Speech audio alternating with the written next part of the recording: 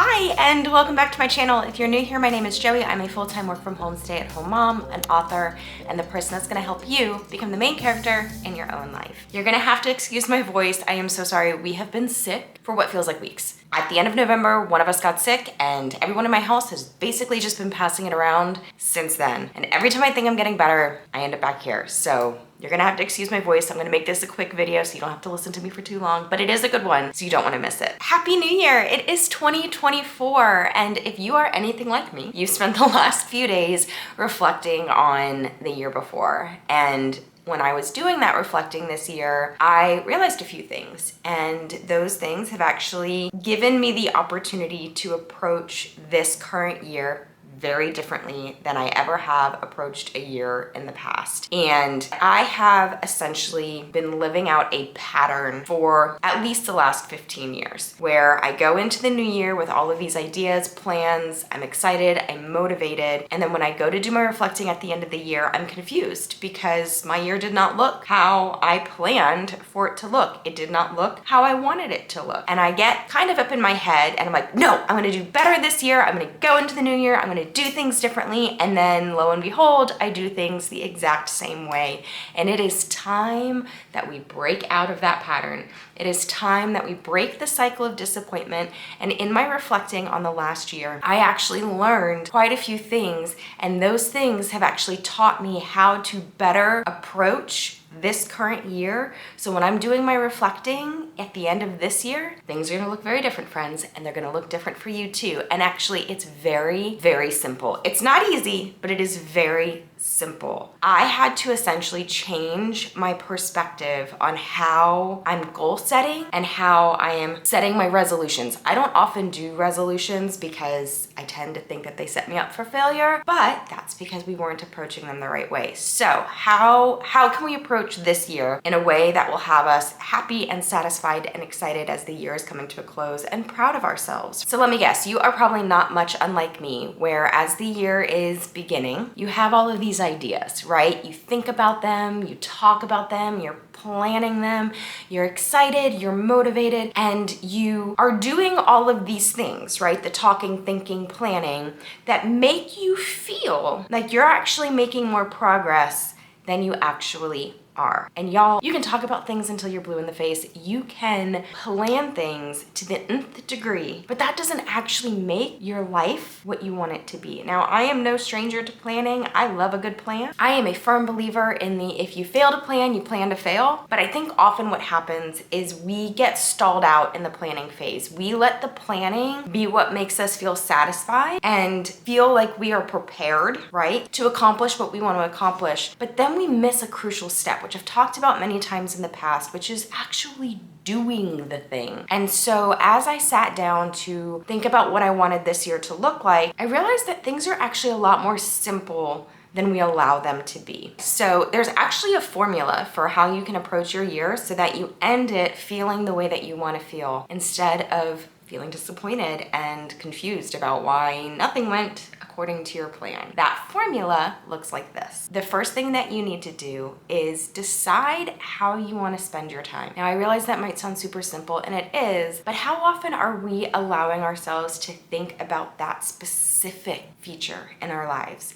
Everything that we're doing takes up time. Planning, thinking, talking, etc. All of those things take up time. And so if you actually think, just get real specific about how you want to be spending your time, I guarantee you things will look very different at the end of the year because you will have made it more of a priority to do the things that you have set out as desires to do with your time. Now, this does not have to be anything revolutionary. It could be as simple as you want to spend some of your time going for a walk or spending time outside. Maybe you want to spend more time reading. Maybe you want to spend more time with your family. Maybe you want to spend more time learning in the kitchen. There are 110 different ways that you could spend your time. No one's going to sit here and tell you what is right and wrong to do with your time, but the most important factor is determining what it is that you want to do with your time. And I'm not talking about setting these intentions with what you think other people think you should be doing with your time. I want you to get to know yourself. I want you to look inward. I want you to think about, hey, if I had an ideal day, right? If you had kid? You know, remember those summer days when you were a kid and you like knew that the next day the world was your oyster, you could do anything you wanted? What does that day look like? If you could wake up and have a whole day doing all of the things that you love to do, that you want to spend your time doing, what are those things? Figure out what those are and actually write them down. It doesn't have to be important work. It doesn't have to be work at all. It can be just things that you want to spend your time doing, that you want to make it a priority to do, because these are the things that make you feel like yourself. Right? These are the things that help you feel good. They make you feel fulfilled. They make you feel full of love. Whatever those things are, actually figure out what they are and write them down.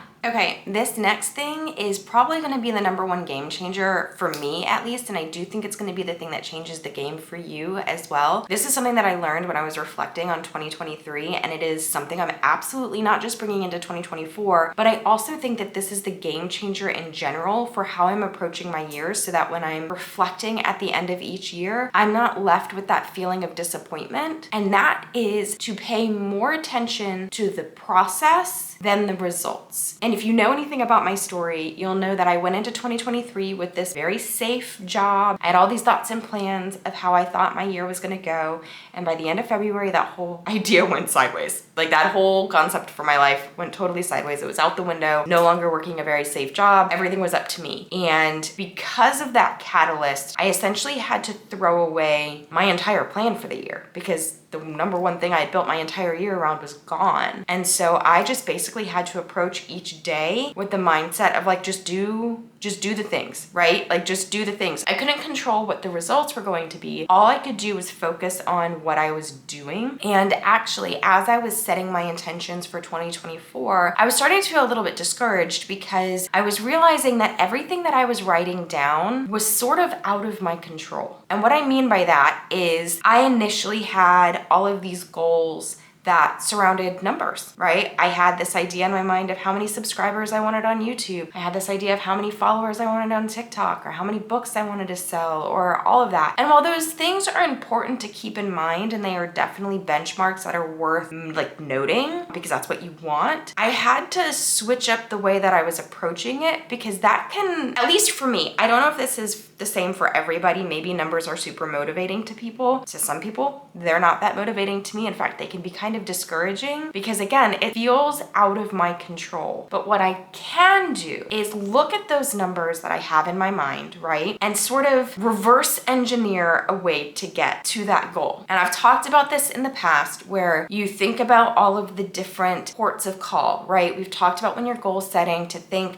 okay, this is the big goal. Sure, great, awesome. What do I have to do now to get to that goal? Well, I can't guarantee that if I do X, Y, and Z, that I'll get to the number that I'm thinking of. But what I can do is put out my magnet, right? I can do the things that essentially set out the energy of like, hey, this is what I'm doing in the world, and this is what I want to attract to me. And I can have faith and hope that if I continue to do these things, the results that I want will come. But if at the end of the year, all I'm focused on is the result, I may be disappointed. And that's not something I want, right? I don't want to have the end of this year look like the end of every year prior, where I'm sitting there thinking I failed because the numbers on the screen don't reflect what I want. So instead, set your goals with the process in mind, not the results. You just have to have faith and trust and belief that if you do the things that you feel called to do, they will have the results that you're looking for. And it might look different than you think it's going to, because again, at the end of 2022, I certainly had no idea that things would look the way that they looked for me at the end of 2023. Okay guys, and the last thing that we need to do in order to approach this year differently than we have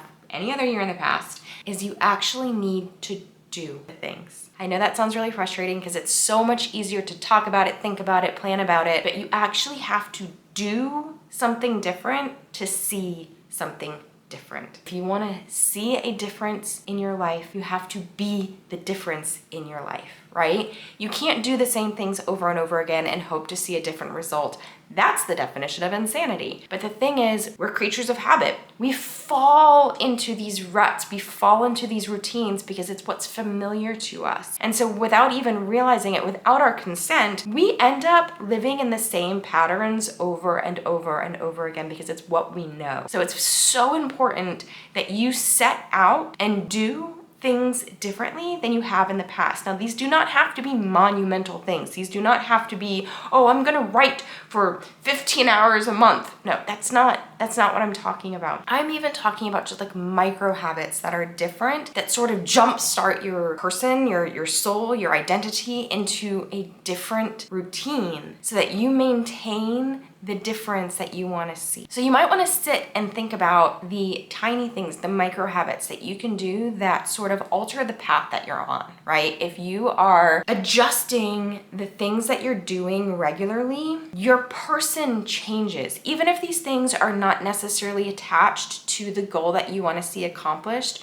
it changes who you are as a person. When you start doing things differently, this could even be like brushing your teeth with the opposite hand in the morning. It's just a matter of implementing change into your routines that you actually start to see a difference in how you're living your life. Because how you're living your everyday is how you live your whole life, okay? That's so important to keep in mind. So who you are in your day-to-day, the things that you're doing in your day-to-day make up your entire life. So you really, this goes back to even the first thing I was sharing with, is you really have to think about how you want to spend your time, and you have to do things differently to see a different result. Now, all of this is so simple. It's so simple. It's so simple, but it is not easy. And so you have to really be on top of this. You have to stay consistent. If I could encourage you to keep a journal, a log, a habit tracker, whatever that might be, to help you maintain these differences in your life so that at the end of this year, when you sit down to reflect, you're proud of what you see. And again, if you're looking more so at what the process looks like, if you're